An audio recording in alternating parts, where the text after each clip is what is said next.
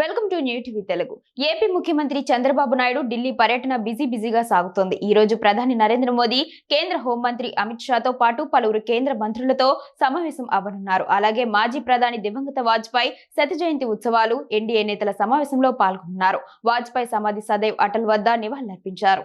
BJP జాతీయ అధ్యక్షుడు JP Nadda నివాసంలో జరగనున్న ఎన్డీఏ నేతల సమావేశంలో చంద్రబాబు పాల్గొంటారు. అనంతరం ప్రధాని మోదీతో సమావేశమవుతారు. తర్వాత కేంద్ర హోంమంత్రి అమిత్ షాతో ప్రత్యేక భేటీ అవుతారు.